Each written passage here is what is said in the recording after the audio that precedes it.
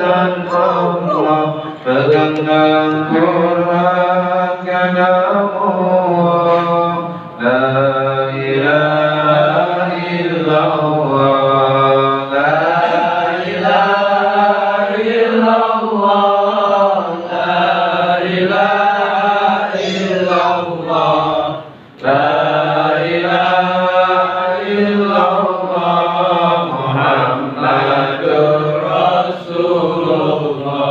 Hasbi Rabbi Jallallah, ma fi qalbi illallah, ala al-hadi sallallahu, la ilaha illallah, la ilaha illallah, la ilaha illallah, la ilaha illallah, Muhammadur Rasulullah.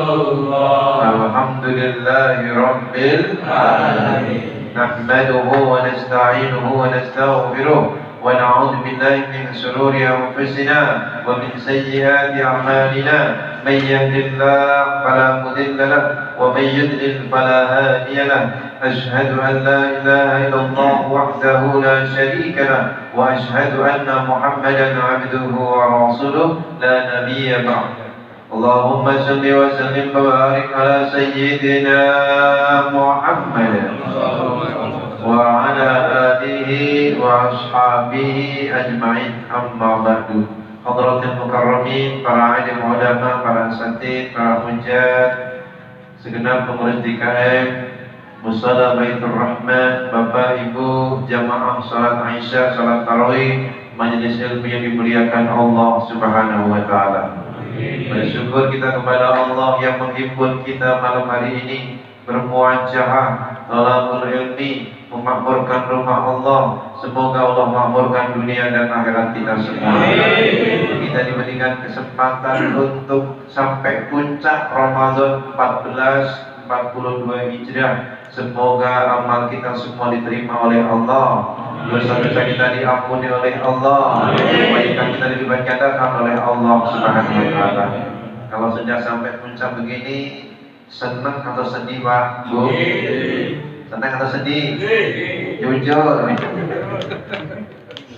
Kenapa sedih? Sedih bagus. Yang senang juga bagus. Kenapa senang? Rasanya sudah puasa Ramadan 30 hari, tinggal besok 30 hari. Senang nggak? Senang. Tiap malam tarawih senang nggak? Kita sedekah senang nggak?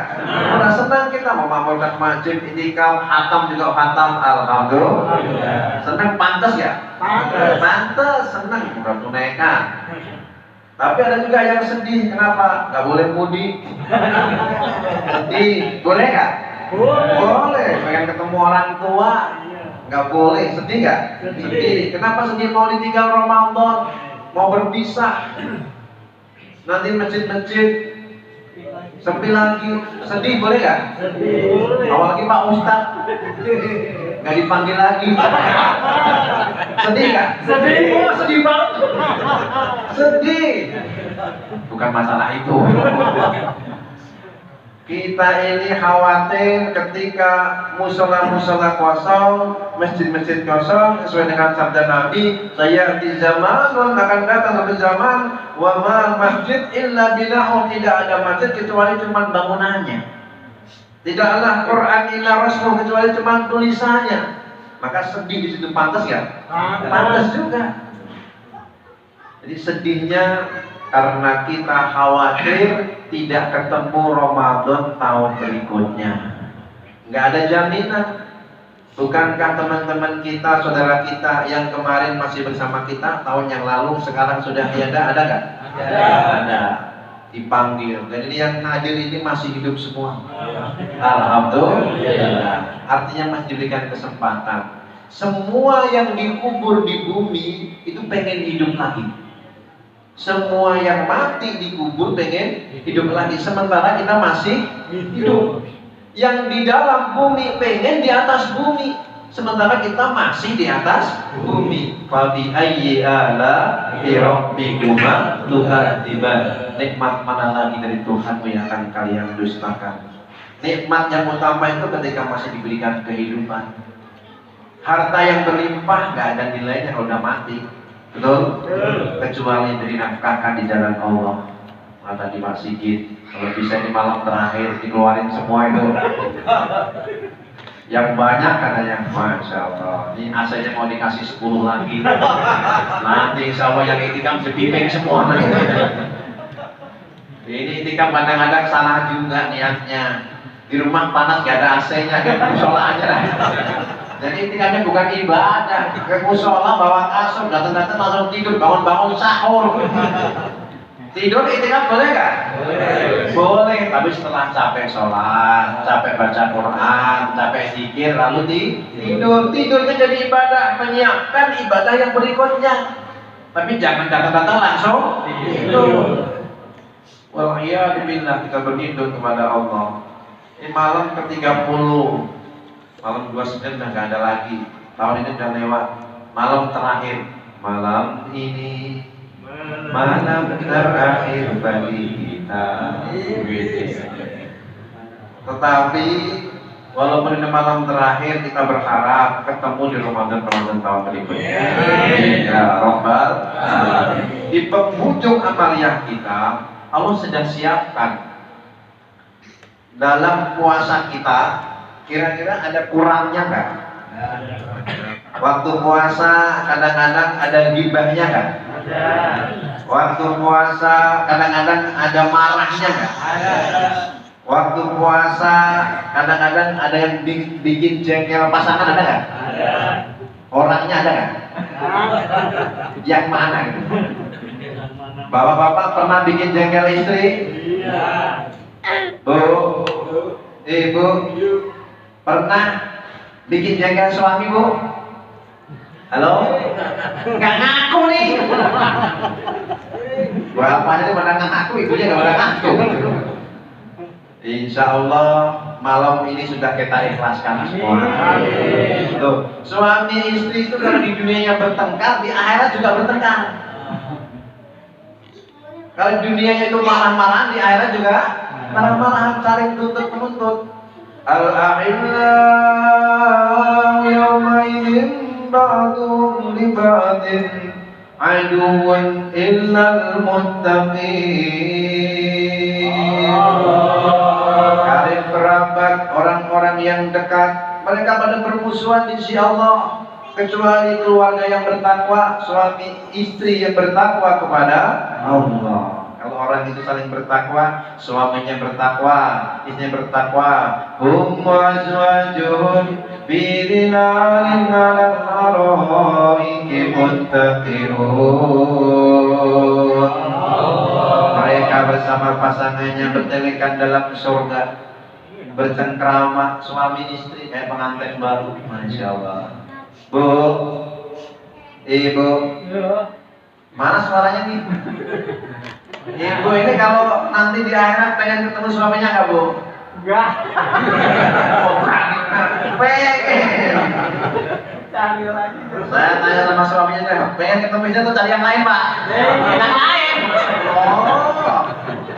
Insya Allah ketemu istrinya lagi. Nanti istrinya jadi bidadari surga, suaminya jadi wildanul mukhalladun, perjaka-perjaka yang kekal abadi.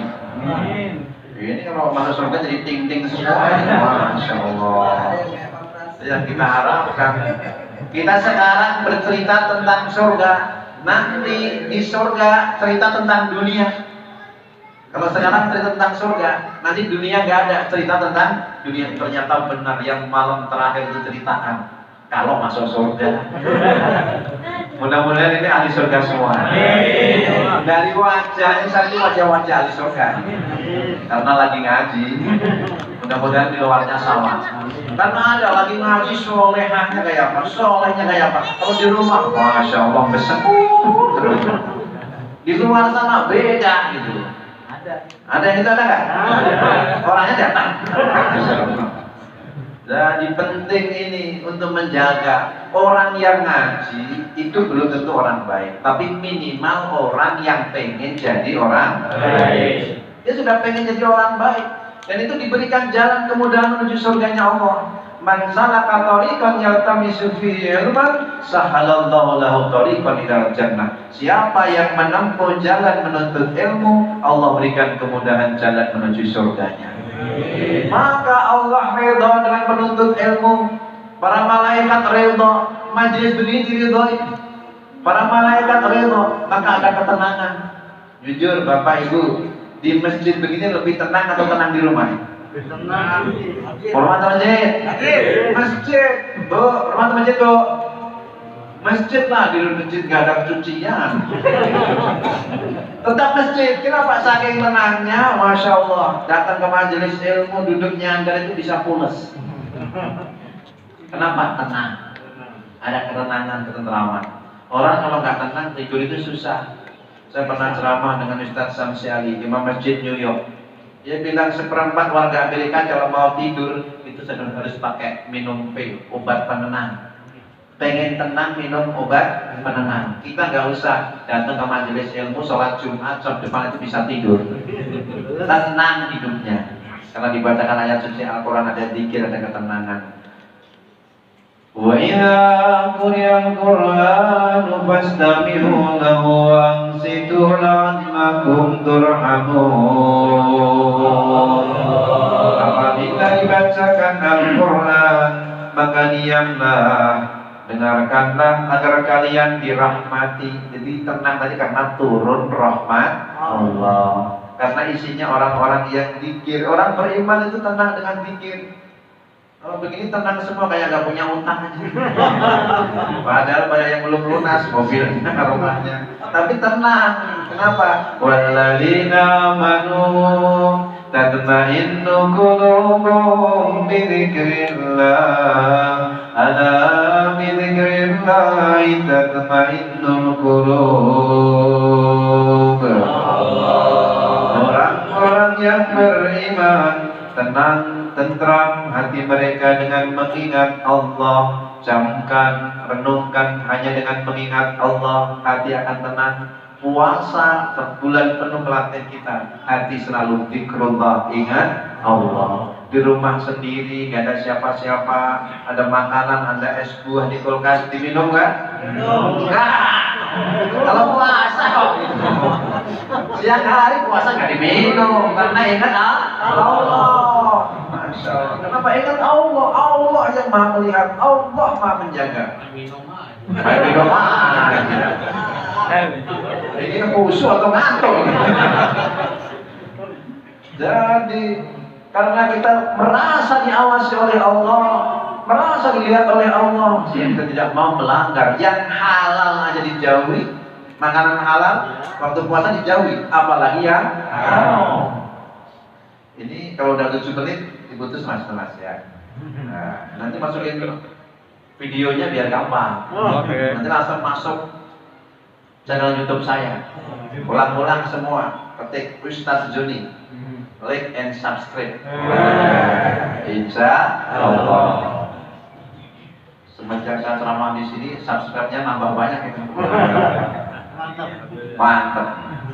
Baik, kita lanjutkan. Jadi ketenangan, ketentraman itu dengan zikrullah, dengan mengingat Allah. Puasa melatih kita itu semua. Namun demikian kita sadar puasa kita itu banyak juga pelanggarannya, baik yang secara zahir maupun yang batin. Yang batin jelas ketika pelanggaran itu misalnya al-kadibu, dusta, kemudian namimah, ghibah. Ghibah itu gampang sekali. Kita kadang-kadang nggak sadar juga ghibah. Misalnya nih, ustadznya yang dijadwal nggak datang, gitu misalnya. Itu nggak datang satu, mungkin karena kurang transportnya kali. Misalnya gitu tuh loh. Misalnya gitu. Ustadz itu nggak boleh mikirin transport. Itu mah yang mikirin DKM. Ustadz mah yang penting menyampaikan materi. Halo, betul nggak? Saya bagi-bagi waktu aja. Soalnya udah 3 kali minta belum dikasih soalnya. Makanya kita bagi. Alhamdulillah malam penduduk 30 masih dapat Ustaz Sigit. Semalam jam 12 ditelepon. Jam 1. Oh jam 1 ya. Jam 1 itu. Saya baru les-les itu ditelepon. Ternyata dari Ciledug Indah. Dengan izin Allah kita berjumpa malam hari ini. Mudah-mudahan nanti dipertemukan dalam surganya. Amin. Ya Rabbal Alamin. Nah kurang-kurang tadi, baik ghibahnya, baik namimahnya, baik prasangka buruknya, atau kadang-kadang nadrubis syahwat, melihat dengan syahwat. Mana ada Ustaz, ya bisa saja ngabuburit, melihat paha, nggak sengaja, nggak sengaja. Melihat yang pakai pakaian kurang sopan, kita melihatin gitu, astagfirullahaladzim. Atau orang nutupin kan begini gitu. Atau melihat istri sendiri di siang hari, dipandang berlama-lama, itu juga termasuk merusak puasa kita. Kalau malam hari memandangnya sunnah, tapi di siang hari itu merusak puasa, walaupun istri sendiri. Terjadi kan? Oh iya. Udah tua-tua ini mah nggak terjadi kan ya? Kalau yang masih muda-muda terjadi tuh. Nah, maka ketika di akhir Ramadan Allah siapkan pembersihnya, Allah siapkan pencucinya, biar sempurna puasanya dengan zakat. Dengan zakat fitrah sebutan kita, Nabi menyebut zakat al-fitri. Fadhala Rasulullah SAW zakat al-fitri atau sedekah al-fitri.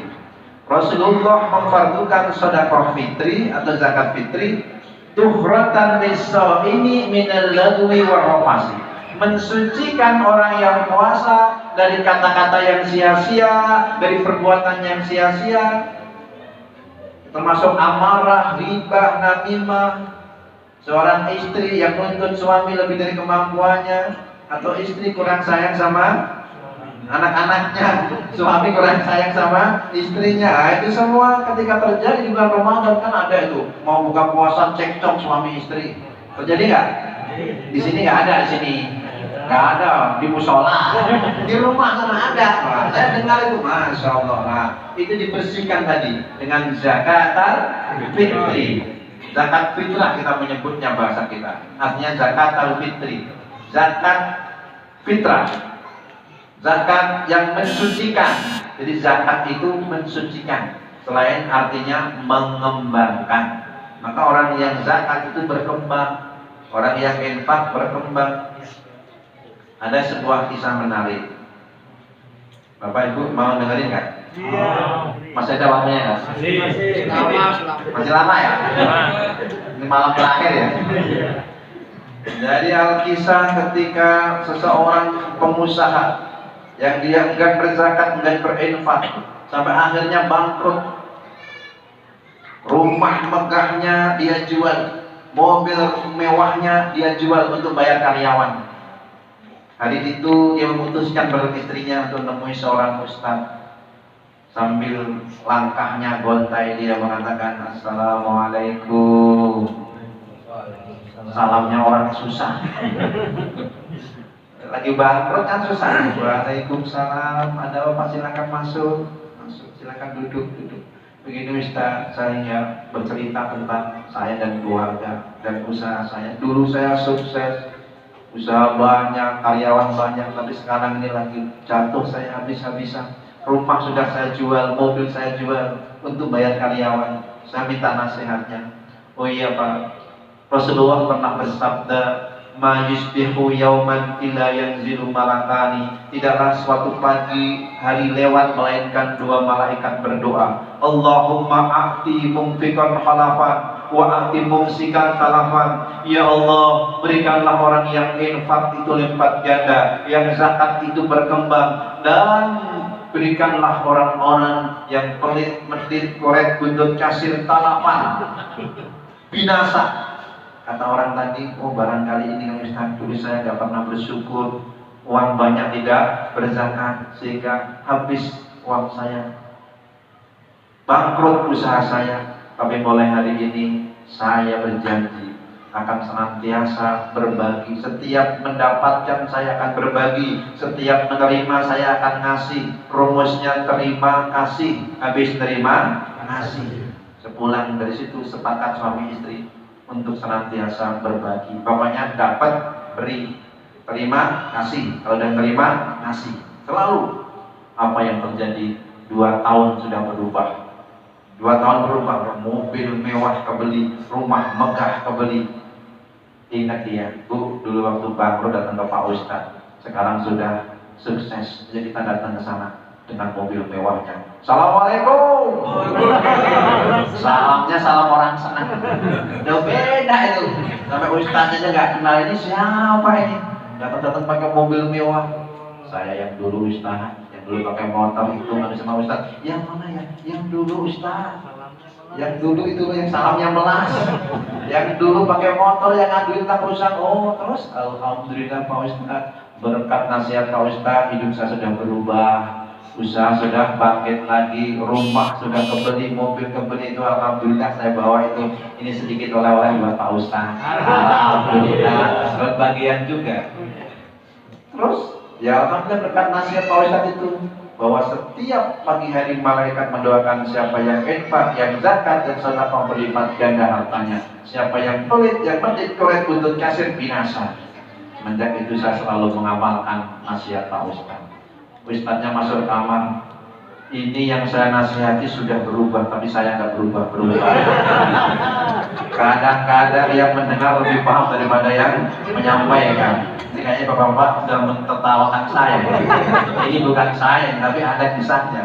Alhamdulillah setelah itu pun ustadznya berubah. Alhamdulillah. Ini pentingnya untuk bersama-sama mengaji, bersama-sama menuntut ilmu. Kepahaman itu Allah yang memahamkan. Zakat itu mengembangkan.